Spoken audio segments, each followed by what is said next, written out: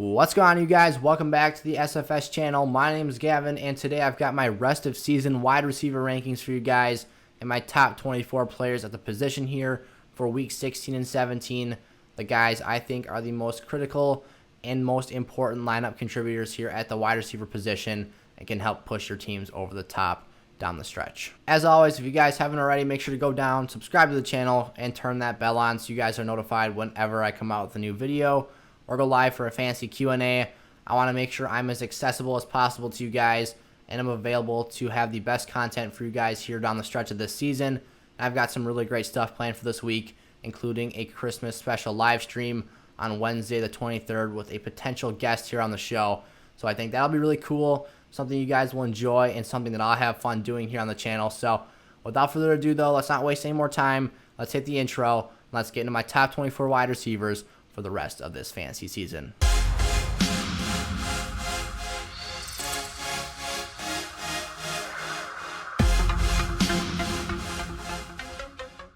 All right, starting things off here with my wide receiver 24 for the last 2 weeks of action here.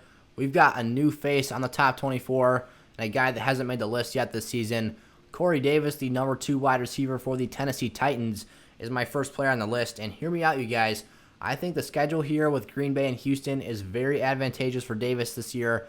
He has had some really big performances this season. And I think that some of these matchups cater perfectly towards Davis's fantasy value. In particular, I think we're going to see Jair Alexander follow around A.J. Brown in Week 16, and I think that opens things up for Corey Davis. Some of the best games we've seen this season are when Tannehill and the Titans have a really tough opposing matchup opposite of A.J. Brown shadowing him around on the field. And Corey Davis, a former first-round pick and a very talented wide receiver in his own right, can certainly get the job done. So against Green Bay, I would look for a huge game out of Corey Davis. I think that he can certainly be a top-level wide receiver 2 producer and even creep into wide receiver 1 numbers there. So, and then the Texans, a very weak defense. I think someone that Corey Davis can exploit, and I would look for him to be a very efficient guy here down the stretch with some potentially big numbers. And then at wide receiver 23, I've got Amari Cooper. And at this point in the season, Cooper makes the list based off talent alone. I mean, he's so boomer bust. He's so streaky. He's not the most trustworthy guy in the world either. I mean, with all the injuries and the lack of talent in that Dallas offense, it's hard to project Cooper on a week-to-week basis. He's had some really nice games there with Dalton at the helm, but then he flops like he did against the 49ers with only 2 points in half PPR. So Cooper, I'd be cautious with him down the stretch, but if you really need a flex level or wide receiver 2 play in your lineups with some high upside, then I think Cooper could be a decent play in lineups. And then at wide receiver 22, I've got Brandin Cooks of the Houston Texans. And while Cooks has not been the most impressive guy in the world with Will Fuller out of the lineup, obviously there was a point in his career when Brandin Cooks was a high-level fantasy producer, but I think those days are past us. I mean, he has not been that impressive, like I said, with Fuller out of the lineup, but I still think being the number 1 wideout in a Deshaun Watson-led offense gives you some really nice upside, and especially with the wheels that Cooks has on him, I think he can make some big plays. So I'd be cautiously optimistic with Cooks here. Down the stretch, he's got Cincinnati and Tennessee, 2 matchups I think he can exploit, so I still like him as a wide receiver 2 level player. DJ Moore is another inconsistent wide receiver 2 level type player. I mean, Moore has a really high ceiling. This guy is so talented, and just a matter of whether or not he gets the football in a given matchup. I mean, DJ Moore against the Packers, 6 for 131. He was very productive in that game, but we see games when Teddy Bridgewater just throws to Robbie Anderson the whole game, and DJ Moore is simply forgotten about. So the talent is definitely there. He just has to get the opportunities, because when this guy gets the football, DJ Moore has a really high ceiling and can be a wide receiver 1 producer. At wide receiver 20, I've got Diontae Johnson of the Pittsburgh Steelers. And I know Diontae Johnson has had his struggles with drops, and he's even been sat down on the bench, but Johnson is still the leader in targets for that Pittsburgh Steelers football team, and I think this is still a guy who can be highly productive in fantasy despite some down games. So Johnson, a guy I still have faith in PPR leagues. He seems to rack up a bunch of catches across some of his games, so he's a guy I trust here. I've got him on a lot of teams, and I really like the way he plays. So I think Diontae can bounce back here in these last 2 weeks and continue to be a productive fantasy wide receiver 2 with a really high ceiling. And then Julio Jones lands all the way down here at my wide receiver 19. Still dealing with that hamstring injury. Obviously has not been on the field in a little bit, but Julio clearly will be higher on this list if at any point he does return. I mean, I guess the only window for fantasy would be next week when the majority of leagues are over, but Julio, I still think can produce decent numbers as a wide receiver 1 producer. I mean, the hamstring has been bucking him all season long. Those are really tough injuries to deal with, but this has nothing to do with Julio's talent. It's just a matter of injury. We could see him be shut down here and never play again this season, or even in a Falcons uniform. So something very interesting to keep your eye on for the Falcons and Julio Jones, but the rest of this season, I think his upside is limited with that injury. Cooper Kupp comes in at my wide receiver 18 spot here. I think Kupp is a guy in PPR leagues who has a really nice floor, but I think he's got a limited ceiling. That Rams offense is more of a run-style team. They do some really nice play-action passes, but Cooper Kupp's value is not quite as high as it was in 2019. I think that the stylistic change in the offense from 11 personnel to 12 personnel is really affecting his play here. And he's still a really talented guy. He's still Jared Goff's favorite target, in my opinion, despite the fact that I think Robert Woods is more of a productive fantasy wide receiver. But Kupp against Seattle and Arizona here down the stretch, like I said, high floor, but I don't love the ceiling as much. I still think, though, he is a very, very dependable wide receiver to play and a guy that you can trust in lineups. At wide receiver 17, I've got Tyler Lockett, and this guy is as inconsistent as they come. I mean, you could say he is consistently inconsistent. You just can't get a read for what he's going to do. He's still a wide receiver 1 ranked player based off of how many total points he has this season, but on a game-to-game basis, he just does a wave, and he is very, very unpredictable. I mean, Lockett's either going to have a very modest game and not be very productive, or he's going to completely blow the roof off your fantasy team and either smoke you if he's on the other team or completely carry you to a big win if you've got him. So he's still worth a play in some leagues if you can afford the risk. I mean, like I said, huge ceiling. He's got a tough schedule here coming up, and I think that Russell Wilson is really his only hope to get back on track here. It just depends how much he targets DK Metcalf. I think against the Rams in this game coming up here, we saw DK Metcalf be kind of forgotten about in that first matchup, so I think I would see Lockett as a decent level wide receiver to play with some really high upside in that game if he is able to receive the majority of the targets. And then at wide receiver 16, I've got Chris Godwin here, and my hopes of Godwin being a top-end wide receiver 1 producer this year with an extremely high ceiling are quickly dwindling out. I mean, he clearly has not produced that level at any point this season. He's had a really safe floor throughout. Tom Brady gives him a lot of looks per game. He finds the end zone. He has a nice catch count most of the time, but Godwin's ceiling has just not been where it was at in 2019 under Jameis Winston, and I really like him in Week 16 and 17 against Detroit and Atlanta. He was still a bit disappointing, only 4 for 36 and a touchdown in that first game against Atlanta in Week 15, but I still think he will produce here down the stretch. Obviously, like I said, the ceiling is nowhere where it was once before, but Godwin is still a mid-tier wide receiver 2 with some dependable value here down the stretch. Adam Thielen comes in at my wide receiver 15 spot and is a guy who is trending down for me right now. He's on the verge of being surpassed by Justin Jefferson, I think, in that offense as the alpha in that team. And I think that these are both two highly talented players, but the amount of targets and receptions Adam Thielen has been seeing here has been dwindling here over the last month or so. His highest catch performance, I believe, was a 8-reception game. But other than that, he's just been kind of a streaky touchdown play. Only 2 catches for 11 yards and a touchdown against the Bears in Week 15.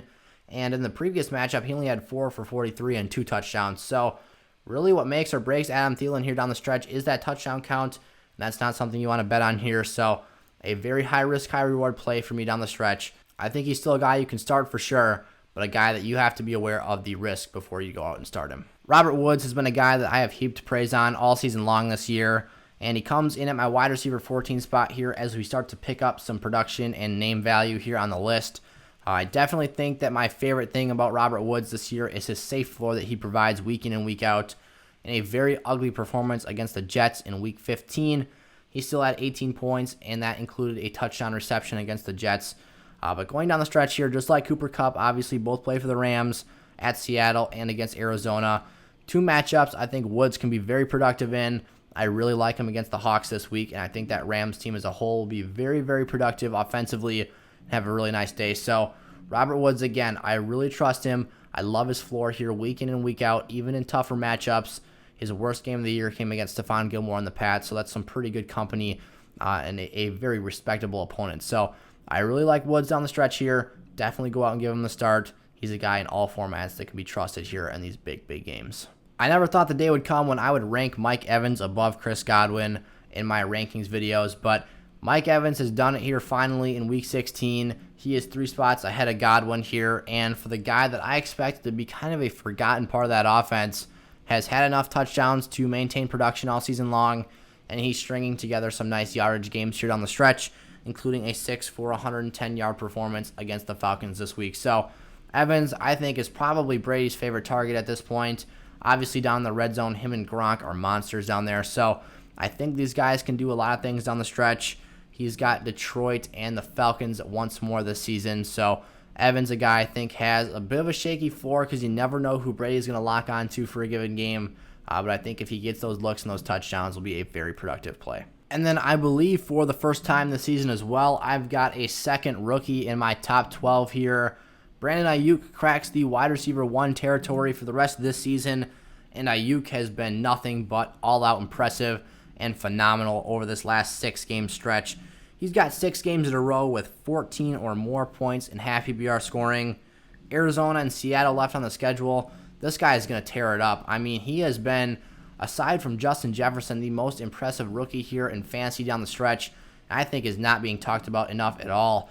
Deebo Samuel, similar guy last season for the 49ers, very impressive rookie year, and I think was slept on a lot. But Aiyuk down the stretch, watch out. This guy is used as a rusher and a receiver. They give him jet sweeps and all kinds of things in that Shanahan offense. So I'd be really excited if you have Aiyuk on your teams, and he will be a contributor for your lineups down the stretch.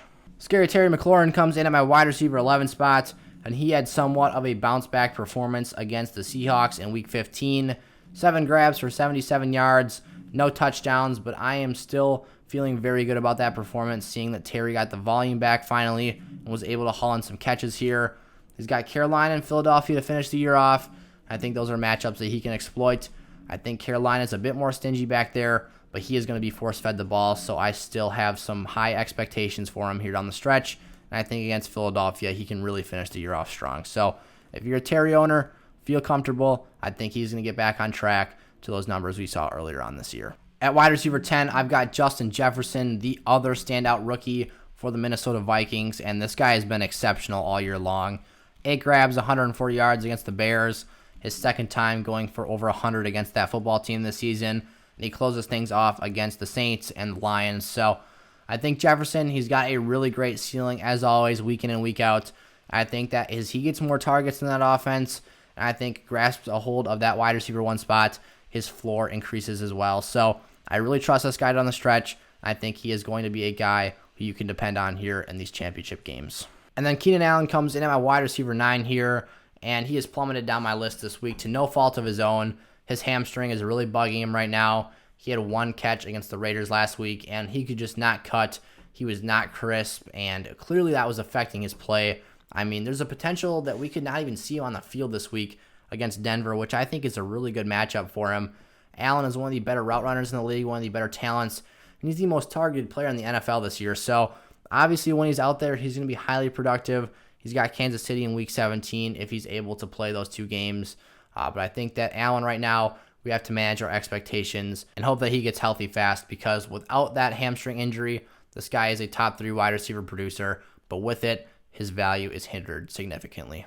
Allen Robinson comes in at my wide receiver 8 spot, and this is a guy who is still being slept on too much in fantasy football. He has the safest floor of any wide receiver, in my opinion, outside of maybe Tyreek Hill or Davante Adams. I mean, he, week in and week out, at least produces up to within a couple of points of his projection, or we've seen games as well when he's just blown it out of the water. This guy would be a household name if he was not on the team named the Chicago Bears and had that terrible quarterback play. He is one of the best wideouts in the league. His route running, his catch at the point of attack, his ability to win jump balls is exceptional.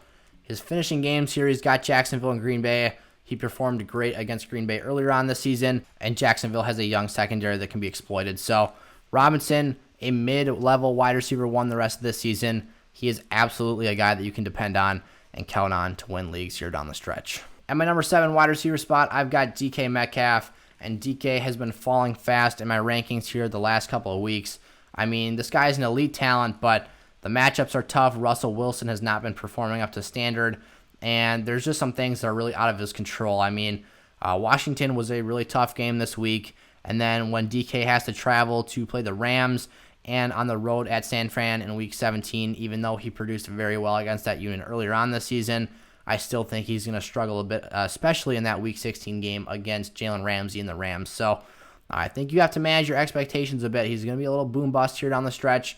We could still see DK have a huge performance. That's why he is still a wide receiver 1 for me. Obviously, being one of the most talented wideouts in the league, he deserves his respect, and this guy is a pure alpha with the football in his hands. So Metcalf, I still think is a starting level wide receiver 1, but he definitely carries some more risk than he did earlier on this season. Stefon Diggs at my wide receiver 6 spot is another guy who I'm managing expectations with this season. He has been an absolute monster with Josh Allen at quarterback. I mean, 3 straight games of 10 catches or more, but the schedule is just tough here down the stretch. At New England, he's going to have to play Bill Belichick on the road with Stephon Gilmore lining up opposite of him. And then he's got Xavier Howard and the Dolphins in Week 17. Those are 2 really, really tough games. 2 really good secondaries, 2 really good defenses. I think you got to be a little bit careful with Diggs. You know he's going to get his looks. Allen will try and get him the football, but I think that there is a chance that he struggles a bit more than usual and has a lower floor than we're used to seeing. And then at my wide receiver 5 spot, I've got A.J. Brown of the Tennessee Titans. And A.J. Brown is one of my favorite guys in the league. I wish I could put him in my top 3 here, but I'm trying to be realistic for you guys, and I'm going to keep it real for you all. So A.J. Brown against the Packers this week, on paper might seem like a decent matchup, but Jair Alexander, when he shadow covers opposing wide receivers, has been very effective this season and shut down some of the league's best, including Calvin Ridley, who he held catchless. So I think Brown might see his ceiling fall a little bit in that game, especially his floor as well. A little bit of a boom-bust play there. I think that might actually be more of a Corey Davis play like I mentioned earlier on in this video. But Brown still is one of the best guys after the catch in the league, and if he gets the football in his hands, he is going to break tackles and make defenders miss. So obviously still a guy who deserves starting consideration. And then at Houston Week 17, that's just a bad defense. He can bully ball them, and A.J. Brown will have a big ceiling in that game. And then at my wide receiver 4 spot, I've got Calvin Ridley of the Atlanta Falcons. And right now, the former first-round pick is serving as the wide receiver 1 for that football team with no Julio Jones in the lineup. He was exceptional against Tampa Bay, who he gets to play again this season in Week 17 if you guys have leagues that far.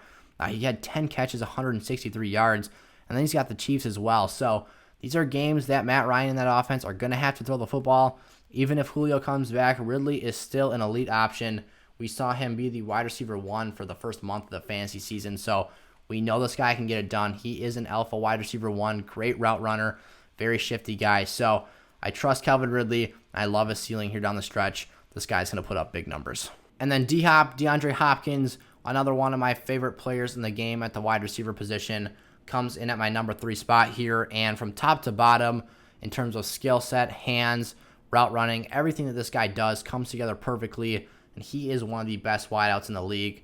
Pair him with Kyler Murray, and you've got yourself a special duo. I mean, he dealt with bad quarterback play for so long in Houston.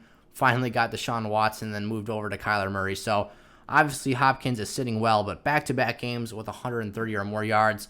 He had 169 here in Week 15, but I think he's matchup-proof at this point. I was worried about him the first time around against Ramsey and the Rams defense, but he still produced, had a touchdown in that game, over 50 yards. Not his highest ceiling performance, but still showing he can get the job done and is a starting level player, a sit and forget type guy, despite who's on the other side of the football field. So Hopkins against the Rams again and San Fran the rest of this season, I still think has great upside here and is going to be a dependable play. So Hopkins obviously went off Week 1 in his Cardinals debut against the 49ers. I would expect another big game from him here in Week 16. And then Tyreek Hill comes in at my wide receiver 2 spot. And Cheetah has been phenomenal this season. He answered all of our questions about consistency, dependability on a week-to-week basis. He and Patrick Mahomes are one of the most elite wide receiver to quarterback combinations in the NFL. I mean, 15 touchdowns in 14 games played. This guy's got a monster ceiling. He can blow past any defense and have a huge, huge game. So I'm not worried about Cheetah at all, regardless of matchup. I think that it's just a matter of time before he bounces off and scores a touchdown. So Tyreek Hill, my wide receiver 2 here. I don't have any concerns about him unless he were to get injured or somehow tweak a hamstring or something to derail his value. And then Davante Adams, still my wide receiver 1 for the rest of this season. He's been my wide receiver 1 since day 1 in my rankings all the way back in July. And I think that despite his touchdown streak being snapped this week, I think he's still a guy who is going to go out there against Tennessee and Chicago and put out 2 really, really solid games to finish this season off. So no worries for me about Davante Adams. Him and A-Rod are going to be just fine. That Packers offense is clicking right now in the first half of games, and I think that if they get into a tight game throughout, especially this week against Tennessee when I think Henry is going to run all over them, I think Adams is going to have 4 quarters of meaningful football and a really, really good upside. Those are my top 24 wide receivers for week 16 and 17. If you guys enjoyed today's video, make sure to like, comment, and subscribe to the channel and turn that bell on so you guys are notified whenever I come out with a new video. Also, be sure to look in the description for my link to my Patreon if you guys want to support my content here and help me get out some really cool stuff for you guys in SFS Season 2. That'd be awesome. So, thank you guys so much for watching. I appreciate each and every single one of you guys, and I will see you all next time. Peace out.